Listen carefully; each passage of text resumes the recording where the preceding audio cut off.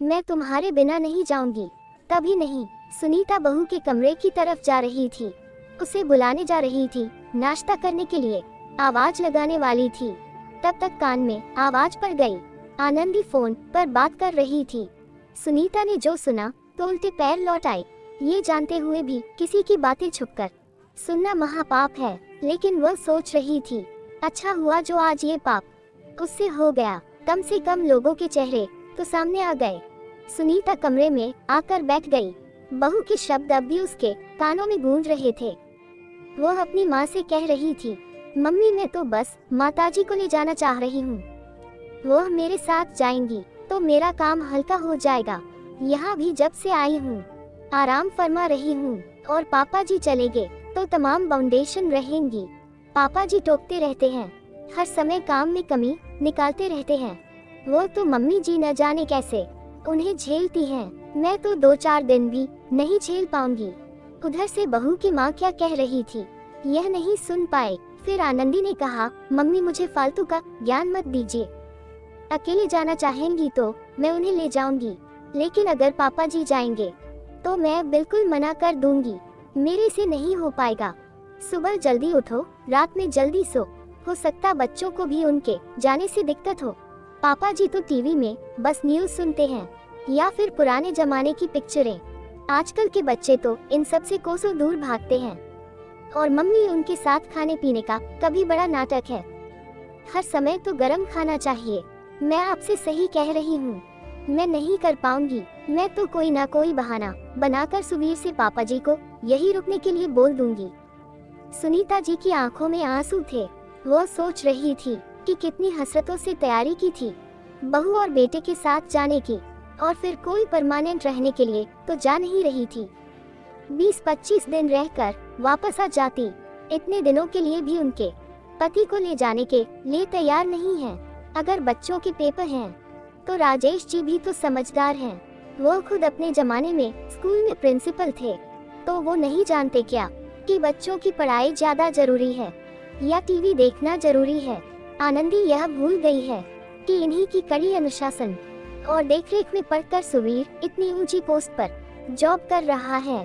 कितनी मेहनत करी थी इन्होंने जब दूसरे शहर में नौकरी करते थे और छुट्टी पर घर आते तो ट्रेन में बैठकर सुवीर के लिए नोट्स बनाते रहते थे।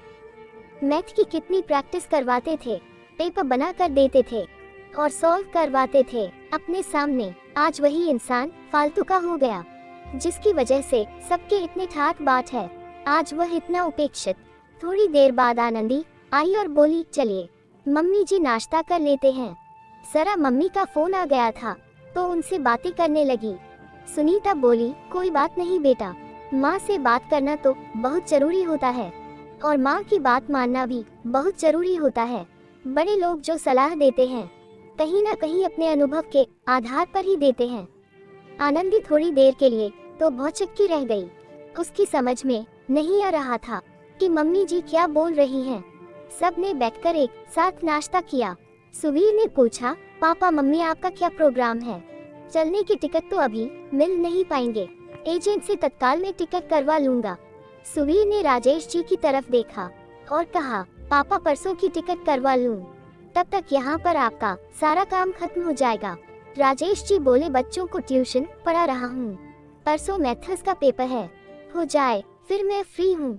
मेरा यहाँ कौन सा काम है, फिर चला चलूंगा, साथ में 15 दिन बाद वापस लौट आऊंगा। सुवीर ने कहा, ठीक है पापा, आप लोग अपनी तैयारी करिए, मैं टिकट का इंतजाम करता हूँ। आनंदी ने कहा, अभी पापा जी का प्रोग्राम क्यों बना रहे हैं आप? चलने के लिए थोड़े दिन बाद आ जाएंगे, मम्मी जी को ले चलिए, यहाँ पर घर खाली रहेगा। सुवीर ने कहा, ऊपर वाले किराएदार शर्मा जी 3 दिन बाद आ रहे हैं, एक दिन अगर ताला बंद रहेगा तो कोई आफत नहीं आ जाएगी। आनंदी का दांव खाली जा रहा था, लेकिन सुनीता जी ने मन ही मन कुछ और फैसला कर लिया था। वह बोली, सुवीर शर्मा भैया का आज सुबह मेरे पास फोन आया था। वो कह रहे थे 1 हफ्ते बाद आएंगे, तो मैं सोच रही हूँ कि मैं और तुम्हारे पापा दोनों लोग रुक जाते हैं, बाद में आ जाएंगे। आनंदी ने कहा, मम्मी आप चलिए ना, पापा जी यहाँ रुक जाएंगे और हर बार की तरह शर्मा अंकल पापा को अपने यहाँ खाना खिला दिया करेंगे। राजेश जी ने कहा, जब बहू इतना कह रही है तो तुम चली जाओ सुनीता। देखो, मैं खिचड़ी तो बना लेता हूँ और तुम्हारे जाने के बाद और भी बहुत चीजें बना बना कर देखूंगा, जिससे जब तुम आओ तो तुम्हें अपने हाथों से बनाकर खिलाऊं। सुनीता जी उठी और बोली, अभी नहीं, अभी हम लोग नहीं जा रहे हैं सुवीर, बहू और बच्चों को जाने दीजिए, हम लोग बाद में चलेंगे। और इतना कहकर अपने कमरे में चली गई। एक बार तो उनका मन हुआ कि जो सच्चाई है वो सबको बता दें, फिर यह सोचकर चुप हो गई।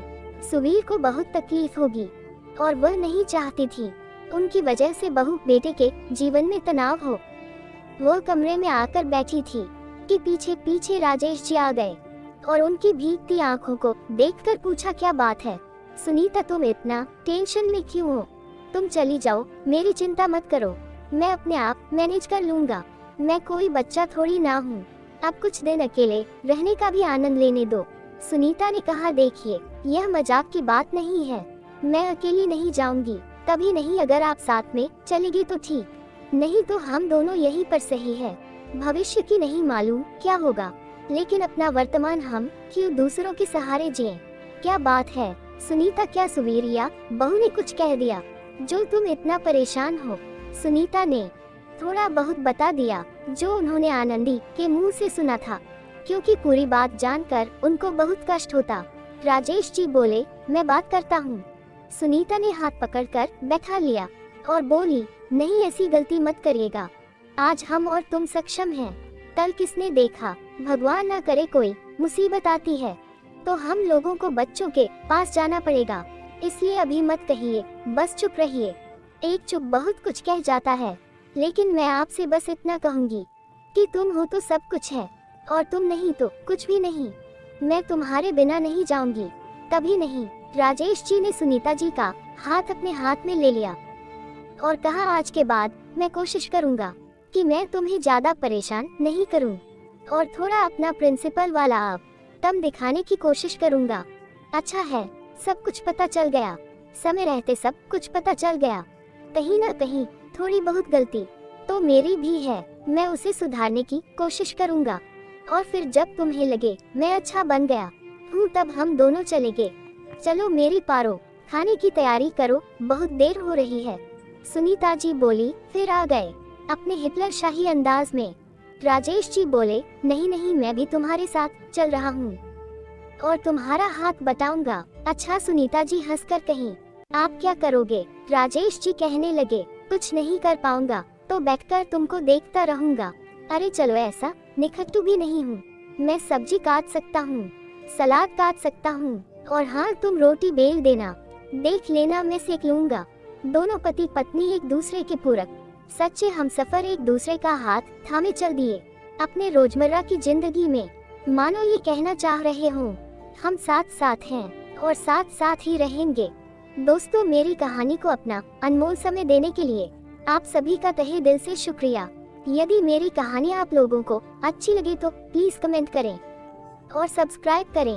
आपका एक एक कमेंट और सब्सक्राइब मेरे लिए बेशकीमती है।